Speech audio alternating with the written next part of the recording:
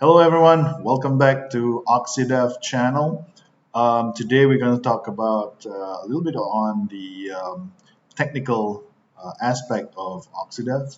In the first video that you see, I explained a little bit more about the basic concept of OxyDev. And in this video, I'll put this in two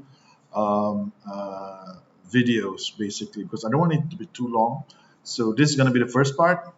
The first part we're going to cover the basics of OxyDev, and the second part we'll talk about the multi-roles content value coordination ecosystem, the co-chain storage and digital rights confirmation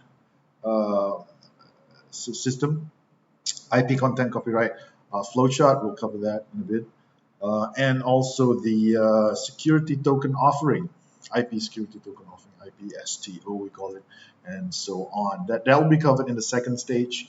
On the first stage, let's see what's the OxyDev technicalities is all about. Now, OxyDev, let's just go back a bit and recap a bit. OxyDev is the content value asset cross-chain ecological network. A little bit about myself again. I'm Kamarul Zamri. You can call me Kaz, and I am the CEO and founder of OxyDev.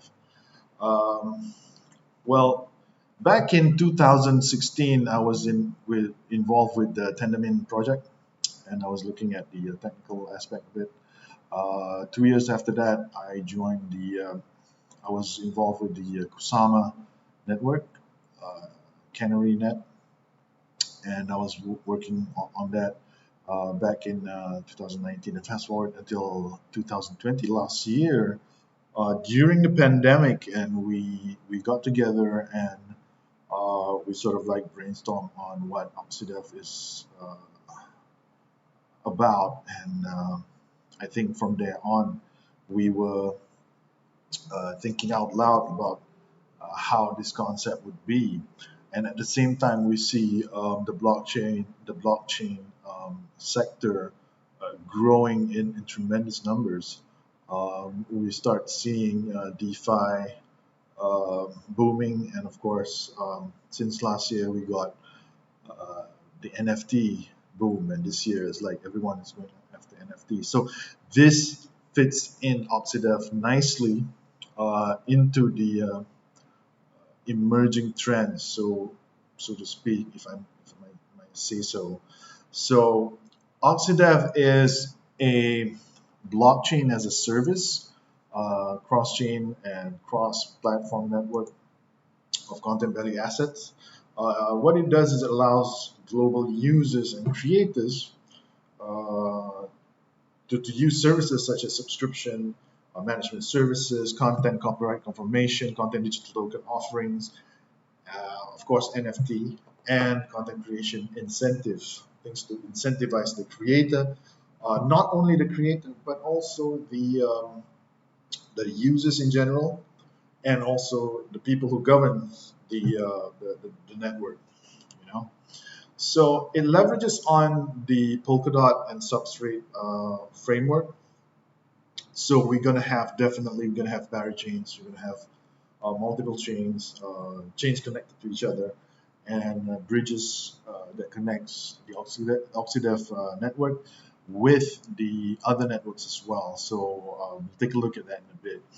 And OxyDev offers the convenience of building services for developers and enterprises, which will be deployed quickly, which, for their own usage, and even distributed apps as well, and being able to offer these digital assets on chain. This will be followed closely with the Web 3.0 initiatives. Of course, we are following closely the initiatives by Web3 Foundation.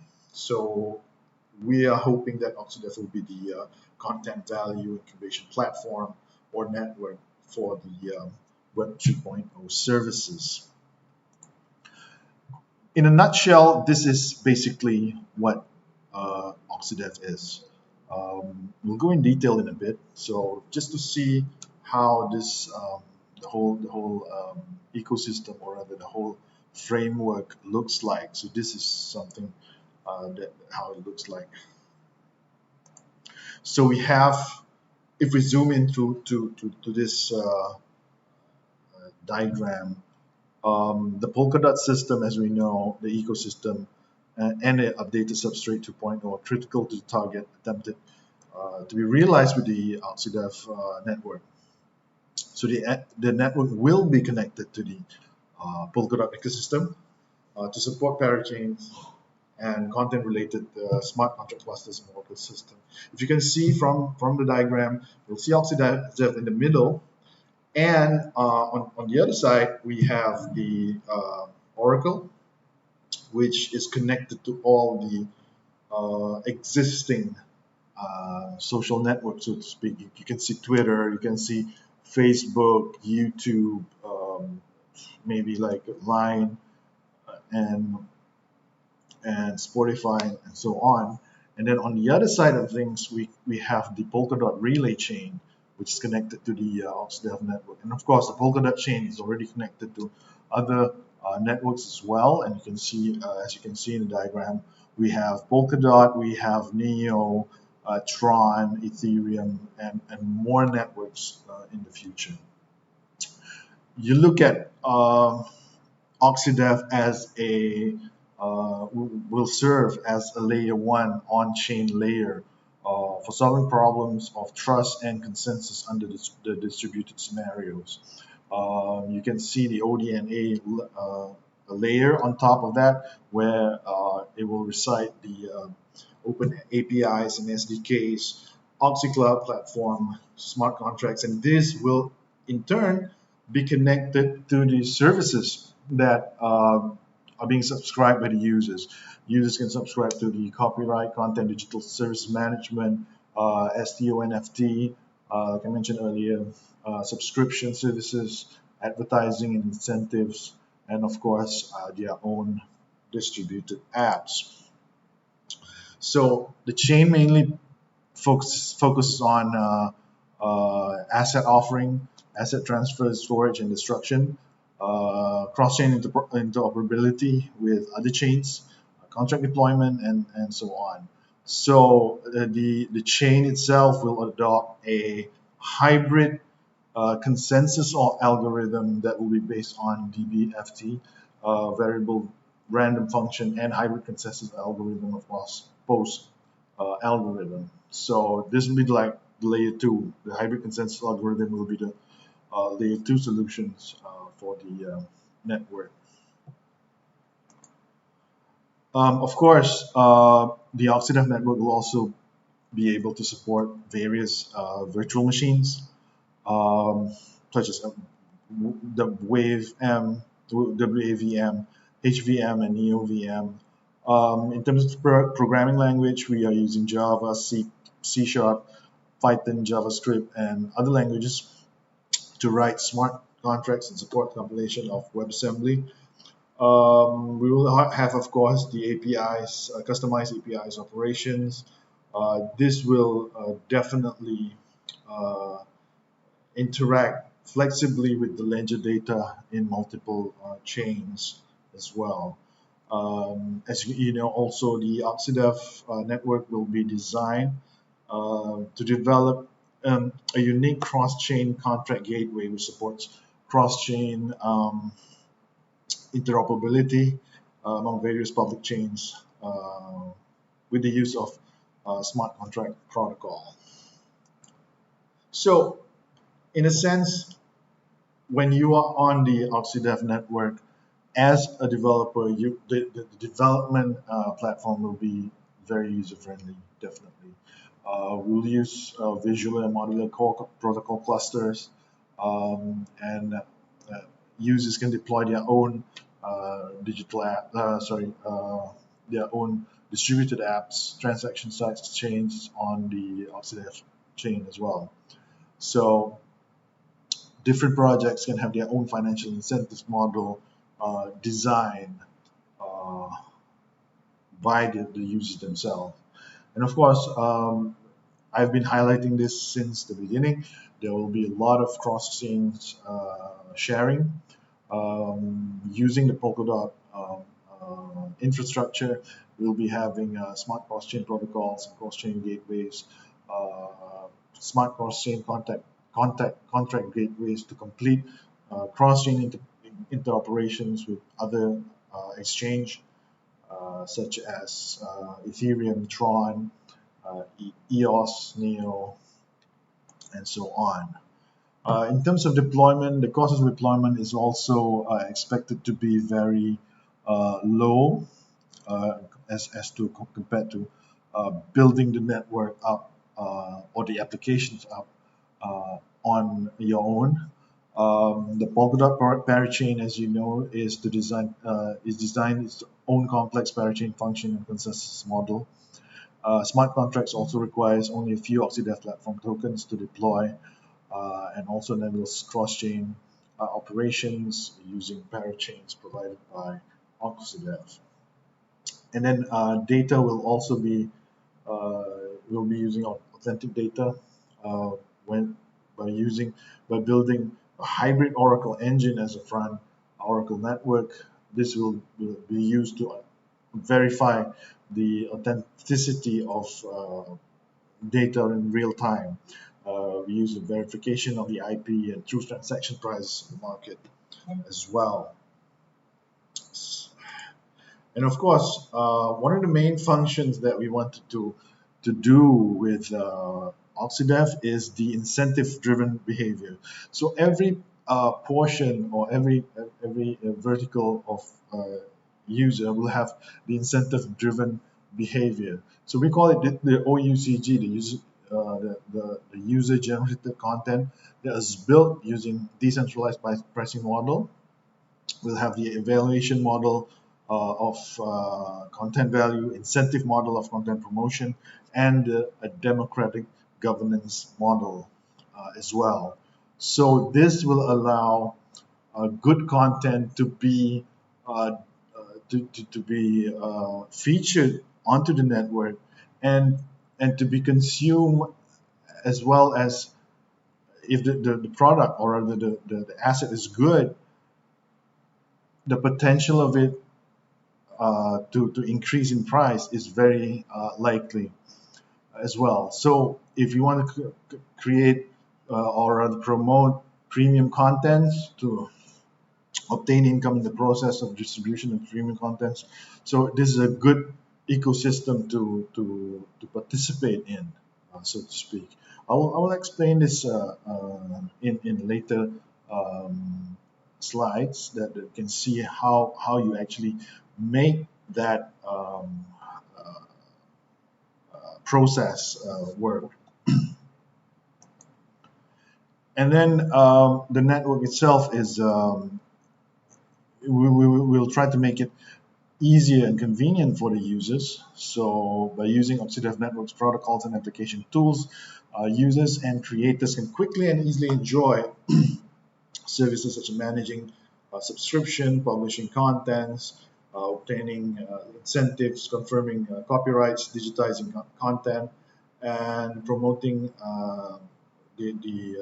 promoting and advertising the content itself. And last but not least, privacy protection. We look at that very important factor. So user privacy is protected through homomorphically encrypted data and so forth. So let us have a look at the OxyDev framework. So here we have the OxyDev technical architecture, and it worked in such a way that we have multiple layers onto the network. Of course, we have explained earlier the application service layer is where it interacts with the users, and as we go down the layers, it becomes more technical and more infrastructure-based layers. So we look at the application layer and the core layer, basically. If you look at the slide here, the application layer sits on top, and the core layer is the third layer basically. So OxyDev will provide a complete visual and modular core protocol cluster and components of deliverable services. It frees transaction demands and development users from caring about specific implementation details of blockchain technology. They only have to worry about their own transaction logic by calling modules, protocols the same way as block building. That will be able to achieve the functions of what they need to present basically.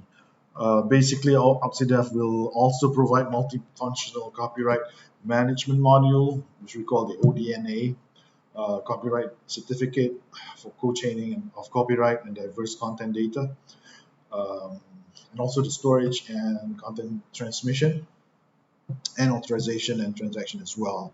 So the architecture will be designed in such a way that it optimizes the development technical communities and community and teams will be in line with the growing demand of the content industry. So to speak that it follows the demand and it's highly scalable from and it can grow to a very big chain without impacting the underlying infrastructure behind it. So this will be published in the white paper. You can have a look at the white paper, which is coming up soon, and you can read through the white paper and scrutinize the white paper from there. The second layer basically is the protocol layer, and this is the second layer that we're looking at. It will be based on the subscript protocol services. It will be based on the blockchain as a service in the OxyDev platform, OxyDev system. This will allow developers to integrate their subscription models or methods on the Polkadot blockchain using smart contracts and so on. Administrator will be able to collect, will be able to use the dashboard to show useful transaction data, subscribers, users, and the data itself. So Subscript is focusing on solving traditional problems on users and developers. Developers no longer have to worry about the privacy and maintenance of computer database and payment mechanisms. Web3 can be integrated into the services and benefit from blockchain in a developer-friendly way with minimum duration and support the expertise resources. Users will also enjoy the privacy and they can be protected and integrated platform for managing their subscription from different services, right?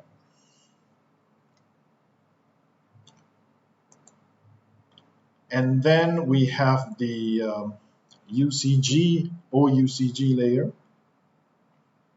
The Web 3.0 initiative advocates the data to be returned to those who generated them, and the content, copyright, and revenue to creative groups. So this will change current information and social dilemmas that we're facing, create new economic world that is more human-oriented. As you can see, the UCG platform are divided into a few stages. So we'll find the content use. Firstly, we will find the content creation users. We will promote the platform initialization, introduce seed users, and precipitate cumulative contents. Then we will gradually and improve distribution mechanism, offsite distribution and promotion, and followed by initiating the allowance, advertising, and pay-per-view buying and other sectors as well. So the application is more efficient and reliable. It will be based, of course, on the IPFS protocol. So the fragmented storage of encrypted files greatly increase loading rate without regional or platform restrictions, definitely. It will determine an evaluation of content value distribution of revenues to certain classified users, the originators, diffusers, distributors, and governors through three protocols: content value discovery protocol, content bid pricing protocol, and content governance protocol.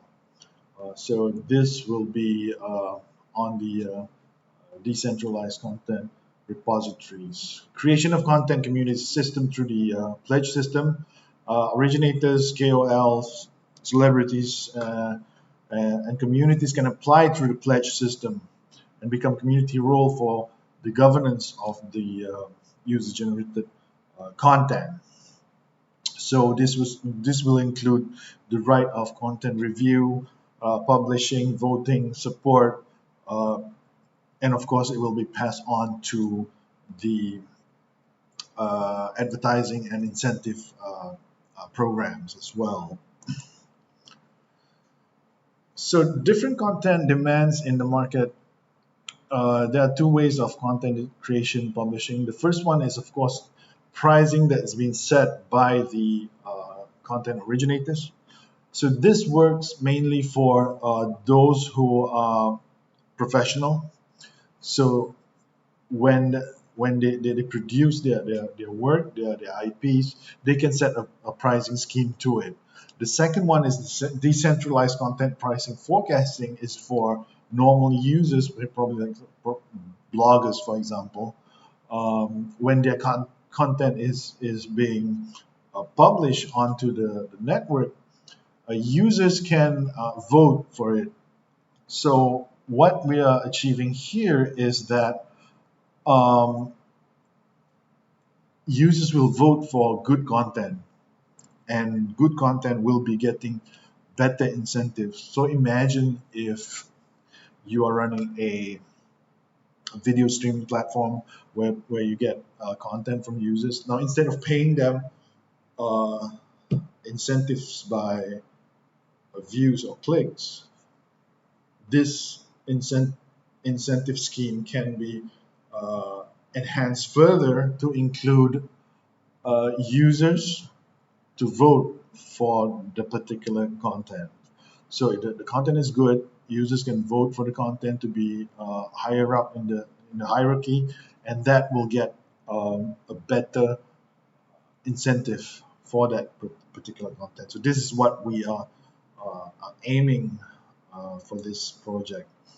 And then, of course, like I said earlier, the content discovery and promotion incentives.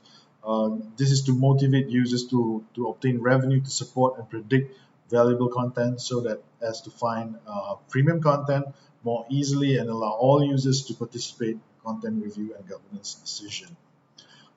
Next, we took a look at the decentralized content value forecasting incentive model. So this model, we have how this work. We have a formula where the newly predicted price is equal to the original price that has been set plus the total cost of support votes. So users can vote to score various content. If they think the pricing of the creators of current content is lower than the actual price, they can vote to mark up the price, and vice versa. So if the content is not as good, they can vote to be on a lower incentive scheme. So the voting process is in such a way that it follows this formula where V is equal to the number of tokens required for each vote, N is the number of votes for the content, Q is the comprehensive level of each vote, and S is the level of supporters in the ecosystem itself.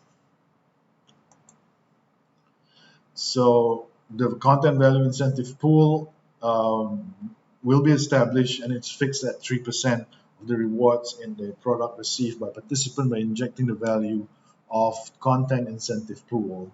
So this is what we are looking at. The rewards value content incentive pool will be distributed based on recommended and popular home pages of OUCG. So we also have the autonomous pricing and promotion of work incentive model. Like I said, this will support full review, paid review, personal non-commercial use, secondary creation, and commercial use as well. So this will be using the smart contracts, and IPSTO. We'll go to that probably in the next video after this. And then comes the governance of the whole content community. The content that the platform operator must consider the issue of how to identify and deal with illegal, bad, plagiarized, or unlawful work. So again, the governance team will be able to vote out certain content that is deemed to be illegal or something that's not right.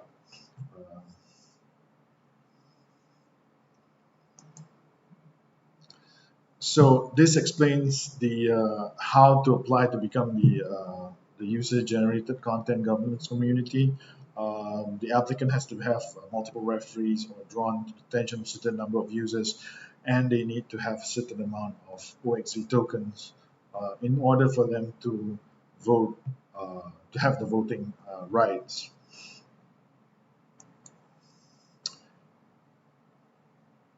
So the next one, we're talking about the OIP asset trading platform. So once the asset or the data is already on the platform, it is possible for you to trade on that platform as well. So use that buy and sell that IP or that content, so to speak. So this is where the asset trading platform works. In here we have the crowdfunding and trading platform will serve as the core basic transaction protocol for content originators and value tokenization and circulation of transactions and IP and so forth. So I guess we will end this session here at this moment of time.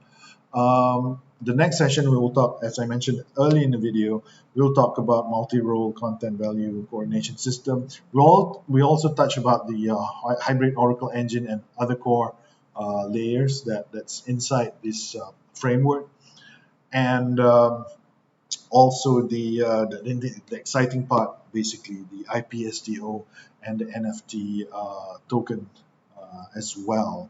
So I will leave this video here first. So we'll see you in the next video and we'll explain more on that.